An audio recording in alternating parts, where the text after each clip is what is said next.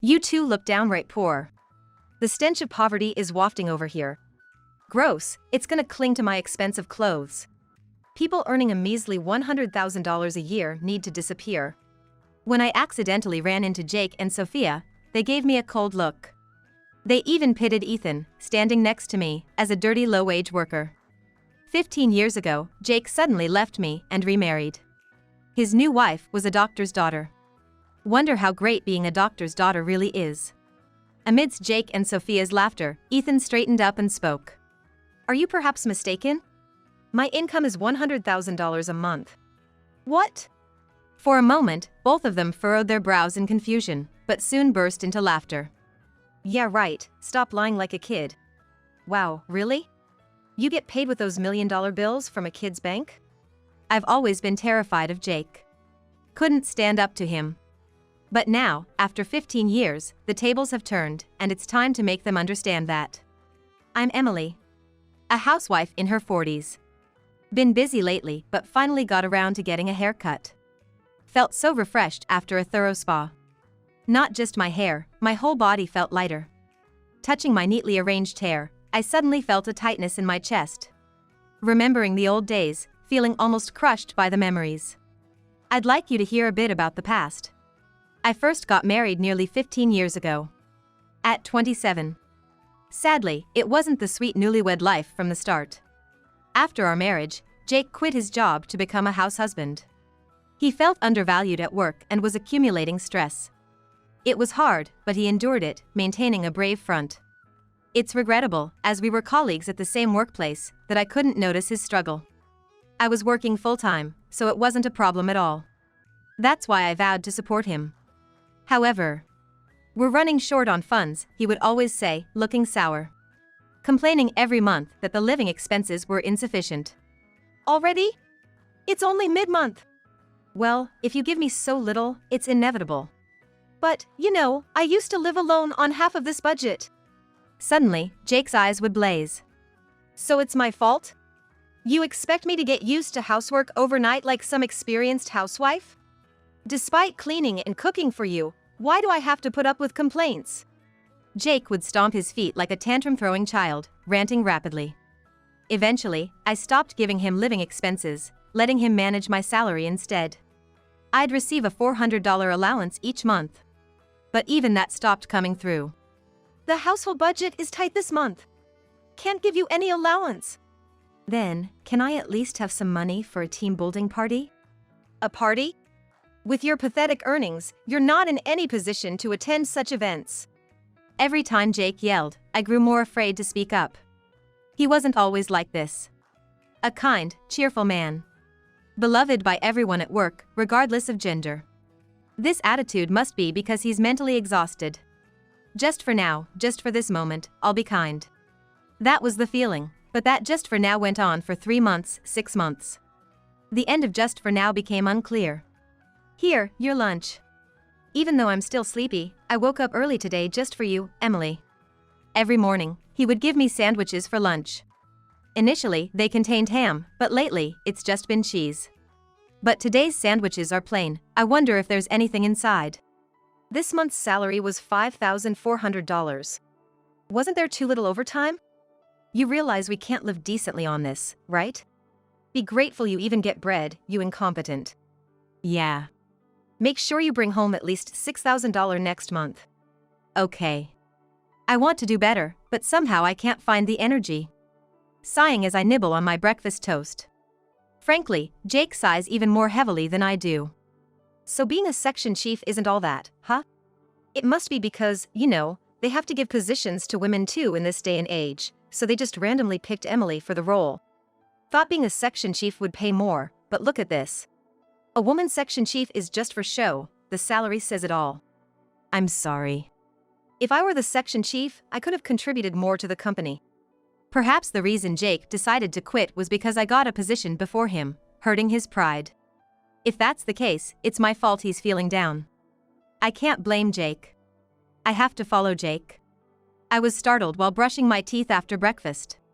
In the mirror was an ugly old woman. Dark circles under the eyes, deep nasolabial folds, and hair mixed with gray, frizzy, and sticking out. I have to do better. I wet my dried hands with cold water and tied my hair back into one. Arranging my hair transforms me from an old woman into a respectable career woman. One day, I was out for work and ended up heading straight home. It was earlier than usual. The surroundings were still bright, with mothers with young children and students around. The station was right there, but I started walking in the opposite direction. For some reason, the direction of the station felt gloomily dark. I turned my back, not wanting to get on the train that would take me home to Jake. Even though it's almost spring, the air is a bit cold, and every gust of wind makes my cheeks hurt. Touching my cheeks felt a prickly sensation. Probably because the skin was dry and peeling. Oh, I found a chic cafe. I'd love a warm coffee. But maybe I need moisturizer more than that. Muttering to myself, I walked past the cafe when a man came jogging over. Hello. A refreshing man in a crisp white shirt. It seemed like he smiled at me, but he couldn't possibly be talking to me, so I looked down. However, the man peered into my face. Are you interested in being a hair model? He was definitely looking into my eyes as he asked. I can't remember what was said afterward or how I responded. Before I knew it, I was sitting in a chair in a clean and stylish space, getting my hair cut by Ethan, the stylist. How do you like it? About an hour later, I saw my younger self reflected in the mirror. My hair, which had been frizzy, now had a shine. No more waves or frizz, my fingers slid through smoothly. I look like a different person. You look really beautiful. I knew he was just being polite, but a smile naturally spread across my face. Being a model for hair, I was a bit skeptical, thinking it might be a scam, but Ethan really worked magic on me. The smell of sweet shampoo spread from my hair. Ethan slowly stroked my hair. For some reason, this made me relax, easing the tension throughout my body. I used to think that as long as I tied my hair back, the frizziness and gray hairs wouldn't bother me. But it feels good to be made beautiful. If you don't mind, please let me cut your hair again. Ethan treated me with the care and gentleness of handling glasswork. It had been a while since I felt so cherished by someone. Just an hour ago, my legs felt heavy, but now they're light. As dusk sets in, the station lights come on. I straighten my back and board the train home. Welcome back. What happened to your hair? Jake looked at me, eyes wide with surprise. I replied with a shy smile. You see, I was asked to be a hair model. It was free. Cool, right? My hair was so long, and now, it looks good, right?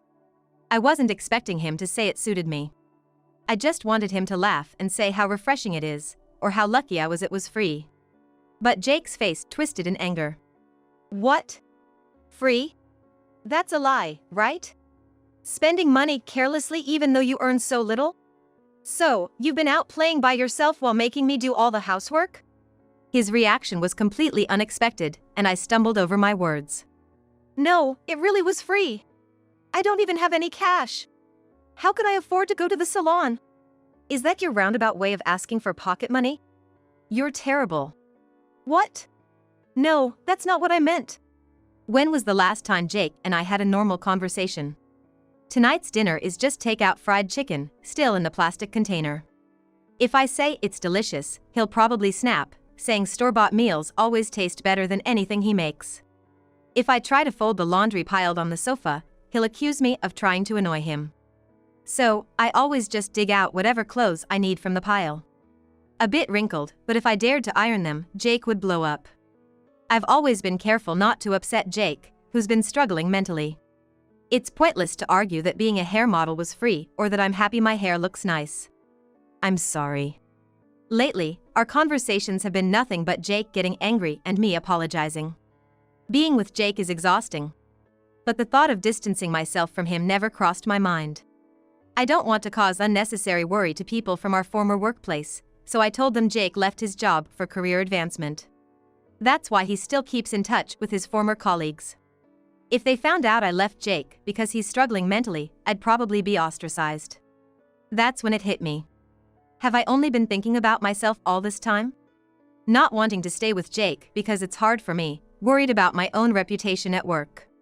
I'm the worst for not being more supportive of Jake when he's suffering. I hate how cold I've become. I don't even want to face Jake anymore. And so, I began to live each day with a blank mind, avoiding any conflict and living quietly. But that quiet life shattered suddenly. I've decided to get married. Jake announced this out of the blue when I came home from work. Married? I was confused. We were already married. Jake began to tremble, then burst into laughter. Standing frozen in the entryway, I couldn't understand. Then, a woman I didn't recognize appeared from the living room. Jake casually put his arm around her. I'm marrying Sophia. Sophia, the woman, leaned against Jake and flashed me a triumphant smile. Sorry, but I'll be taking Jake from you. Taking him? What? The two of them looked at each other and couldn't stop laughing, as if the sight of me confused was the funniest thing. Jake was right, you really do look like a dowdy old woman. No wonder he wanted to cheat. But don't worry, it's not you who will be blamed for the cheating, it's Jake. Rest assured, we'll generously give you some money. You're just a section chief who can't even earn $100,000. You want money, right? $20,000? $40,000? Feel free to name your price. My dad's a doctor. Money is no object, so don't worry about it. And like that, my marriage with Jake ended abruptly. I remember my parents demanding $100,000 in alimony out of anger, but we only received $20,000. It was humiliating, but dealing with Jake was too painful, so I reluctantly accepted it. End of a sad story. It's been 15 years since that divorce. I still think of Jake from time to time. Let's forget the past. I smoothed my newly cut, silky hair with both hands, trying to calm my turbulent emotions. The next day, my husband and I went to a shopping mall in the suburbs. Emily? A familiar voice came from behind. A voice I wanted to forget but couldn't. It was Jake, my ex-husband. Just yesterday, I had been reminiscing about the unpleasant past, and now I wondered if I was hearing things. Oh, it really is Emily. A man suddenly appeared in front of me. Could this be a hallucination? Blinking several times to make sure, there was no doubt it was Jake. Next to him was Sophia, his affair partner from back then. Wow, nostalgia. Emily, my ex-wife. The stain of my life. Jake exclaimed as if he had reunited with an old friend, causing a pang in my chest. I clung to the arm of my husband, Ethan. Huh? Wait, a man? Emily, you got remarried? Congratulations on your remarriage. Jake and Sophia sneered smugly. In contrast, Ethan and I remained serious. Sophia looked Ethan up and down with a pitying expression. Oh, dear, your hands are so rough. And yours too, Emily. Such terrible hand eczema. You must have been through a lot. Jake's gaze turned to our hands. Wow, true. Those are definitely the hands of poor folks. Disgusting. You two really reek of poverty. The smell of poverty is wafting over here. Gross, it's gonna cling to my expensive clothes. People earning a mere $100,000 a year need to disappear. Out of the blue, they approached us just to hurl insults. Jake exaggeratedly pinched his nose and waved his hands in front of his face. Though I didn't know what the smell of poverty was supposed to be, Sophia's overpowering perfume was far more offensive. I subtly pressed my nose, feeling like it might curl from the scent. Ethan, puzzled, inquired. A $100,000 annual income? What are you talking about? That's Emily's salary. Wow, Sophia, you still remember Emily's salary? Well, yes. I have a good memory. Emily barely makes $100,000 by working so hard. Poor thing. And I assume your husband is also a low-wage worker being exploited. I remembered, too. Sophia is a doctor's daughter. How prestigious is that supposed to be? Amidst Jake and Sophia's laughter, Ethan straightened up and said, Are you perhaps mistaken? $100,000 is my monthly income. Huh? For a moment, both of them furrowed their brows in confusion, but soon, they both burst into laughter. Yeah, right, stop lying like a kid. Wow, really? You get paid with those million-dollar bills from a kid's bank? They both doubled over, as if in pain from laughing so hard. To me, Jake and Sophia seemed like nothing more than children. And saying that might even be an insult to actual children, given their lack of maturity. I've always been terrified of Jake. Unable to stand up to him. I still see him in my dreams, and sometimes the memories feel like they're crushing me. But now, 15 years later, the Jake who stood before me was nothing more than a foolish bully, not worth fearing. What had I been so afraid of? It felt like a lump that had been stuck in my throat for ages had finally dislodged. It's not a lie. My husband and I run a salon. Yeah, right, as if. Salons in fashionable areas have a no ugly old ladies policy. Somehow, Jake's taunts flowed over me like nothing but a strong breeze. That over there is one of our salons, I said, pointing to a salon inside the shopping mall. Shall we take a quick look? I grabbed Ethan's arm and started walking, with Jake and Sophia snickering behind us, probably expecting me to stop any moment and start making excuses. But I walked confidently to the front of the salon and opened the door without hesitation. Welcome. A female stylist greeted us warmly. Jake made a face, trying to hold back his laughter. The owners themselves have come to visit. Yes? Are you acquaintances of the owners? Nice to meet you. Huh? Their attempt at mockery turned into genuine confusion as they were taken seriously. Ethan smiled warmly at Jake. Do you understand now? This is one of the salons we own. Jake muttered under his breath, his expression frozen. No way! It's not a lie, I assured him, as Jake looked to me for help, hoping I'd say it was all a joke. But the truth was, we really did own the salon. I still remember the day you left me, Jake. I thought I was supporting you through your struggles, but you cheated on me with wealthy Sophia and dumped me so easily. That hurt a lot. But strangely, recalling that day no longer made it hard to breathe. It seemed I had finally freed myself from Jake's hold over me. After you left, I went to the salon where I had been a hair model. I was feeling so low, thinking I was worthless, but then I remembered how that stylist treated my damaged hair with such care. Wait, that stylist was him? And you married him? Yes. I was drowning in sadness, but after getting my hair brightened, I somehow felt better. Ethan saved me when I wanted to disappear. Back then, Ethan was still an apprentice stylist with dreams of opening his own salon. Inspired by him, I worked and studied to get my cosmetology license. Around the same time, Ethan realized his dream and opened his salon. Together, we managed the shop and now own several salons. Ethan and I own those businesses. I'm still a stylist because I love this job. Huh? That doesn't make sense. You, a lowly, incompetent person, a stylist, and an owner? That's a lie. Jake was visibly confused and distressed. Jake used to mock me for my low salary, but earning $100,000 isn't easy. It was scary to leave a stable job, but I wanted to chase our dream together with Ethan. You old lady, talking nonsense. Being a stylist is a job for young, pretty girls. I might have looked like an old wreck before, but that's exactly why I aspired to be a beautician. Jake took a moment to look me over. I, now dressed simply but neatly, smiled gently at him. I was no longer the disheveled old lady under his thumb. If anything, I'm more radiant now in my 40s than I was in my 20s. Feeling content and fulfilled, I let my happiness shine through. As if a halo had appeared around me. Jake squinted as if dazzled and took a step back. Just a stylist getting too big for their boots. Jake clammed up as Sophia spat out her venom. A hairstylist making people beautiful? Just fixing hair isn't going to change anyone. I had been keeping an eye on Sophia's clinic, too. Her parents originally ran a general medical practice, which at some point turned into a high-end cosmetic clinic. Probably Sophia started having a say in its management. At my clinic, we create beauty for women. Can a hairstylist remove facial spots? Lift sagging skin and rejuvenate someone? It's embarrassing to act all high and mighty just by messing with hair. I don't believe that people aren't beautiful just because they have spots or sagging skin. By fixing someone's hair, they naturally smile more. Just having beautiful hair can boost confidence and help people love themselves. Everyone who smiles is beautiful. Don't you think even the most stunning woman with not a single blemish would be meaningless if she's always frowning? Sophia twisted her egg-like, shiny white face. I've heard a lot about your clinic's reputation, Sophia.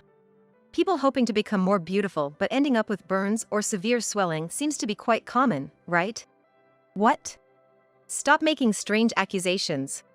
Our clinic has good reviews. Online reviews can easily be manipulated.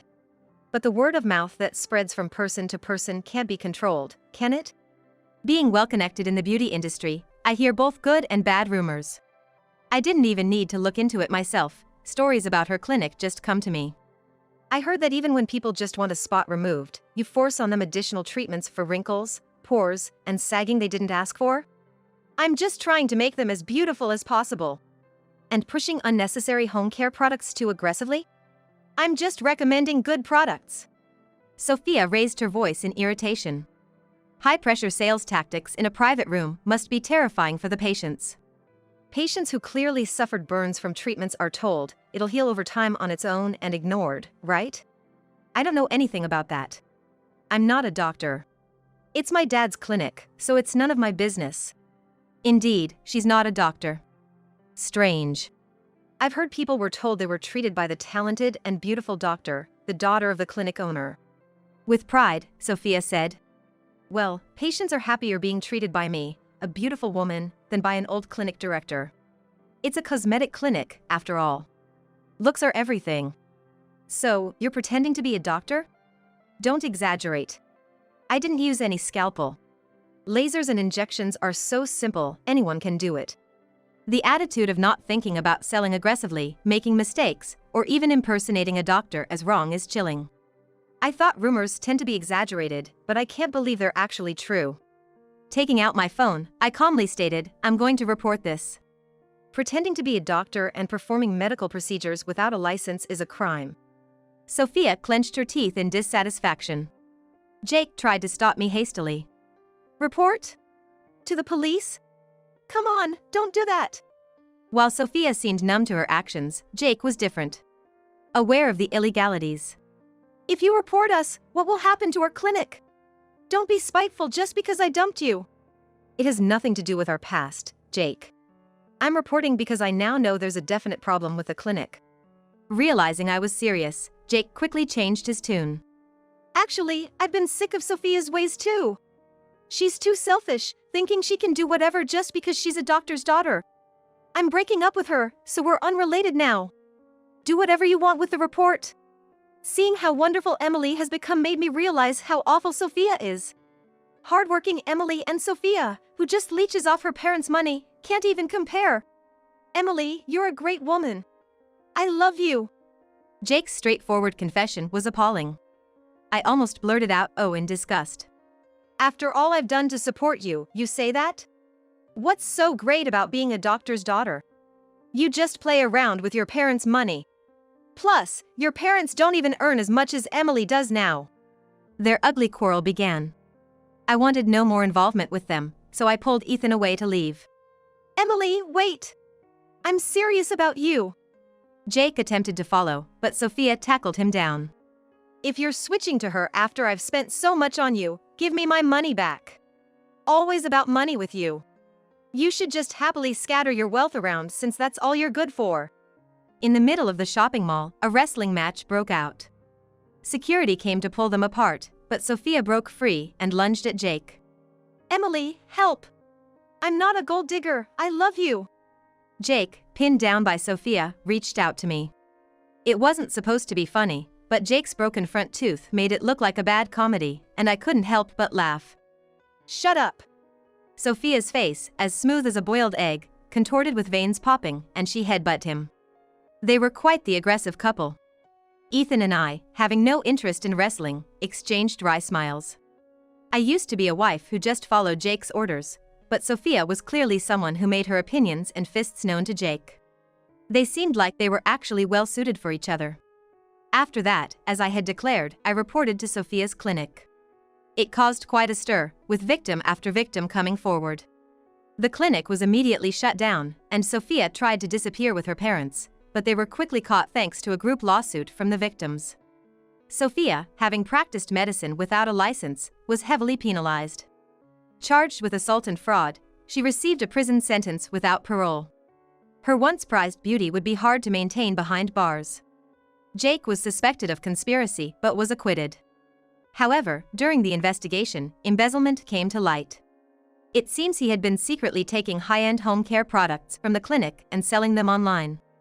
Sophia, who had demanded the death penalty, got off with probation since the amount embezzled wasn't that large. "There are no more ties between me and Emily. Let's start over from the beginning, he said. Then, unbelievably, Jake showed up in front of me. I've definitely cut ties with the heavily criminal Sophia. Emily, you're the best. I love you. Sorry for making you wait so long, he declared, trying to sound princely, but it was just cold. I wasn't waiting for you. You're on probation for a major crime, Jake. You're not in a position to speak ill of Sophia. Don't be so tough, I'll cherish you this time. I was just dumbfounded by Jake's delusional thoughts. If, by some chance, we were to start over. His eyes lit up at my words. I'd have to quit the job I'm doing with Ethan. Even if I started something new now, I doubt I'd make even close to $1 million a month, let alone a year. Are you okay with that? But his hopeful look quickly faded. See, you don't love me. You love money, I realized. I had been worried that I'd hurt Jake's pride by advancing in my career before him 15 years ago. But I saw then he had no pride. He just wanted to be taken care of by a woman. To live comfortably without effort.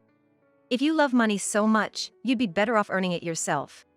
Oh, maybe you can't do that because you lack the ability? I remember I got promoted before you did. What? There's no way I'm inferior to you. You were just given a managerial position because you're a woman. I'm clearly superior. So, Jake did have a bit of pride after all. Despite always playing the submissive part, deep down, he must have looked down on me, a woman. Who would bother with someone like you? Feeling humiliated by someone he considered inferior, he left with those parting words. That was likely the last I'd see of him. Later, I heard through the grapevine that Jake had been arrested for stalking young women and even physically assaulting one. Being scorned by me, an older woman, must have driven him to prove he could attract younger partners. He wasn't the type to commit crimes before. But maybe Sophia's blatant disregard for the law lowered his threshold for criminal behavior. It's funny how much the environment can influence someone. Since we had been disconnected for 15 years, it really was someone else's problem. Even entertaining the thought of splitting from Ethan wasn't serious. I'm utterly content with our life together. It might sound grandiose, but I am the protagonist of my life. I don't want to return to a time when I lived by watching Jake's facial expressions, losing my own feelings in the process. I refuse to be just a side character in someone else's story. Hey, I went to see Emily's shop today. Really? You should have said hello. You seemed busy, but the customers coming out of your shop, Emily, were all smiles. They kept touching their silky hair. Suddenly, I remembered the first time Ethan cut my hair. I was so happy then. Holding that joy in my heart, I always hold my scissors. I'm glad I became a hairstylist. What brought this on all of a sudden? Ethan asked, smiling. I want to meet many more smiling faces tomorrow.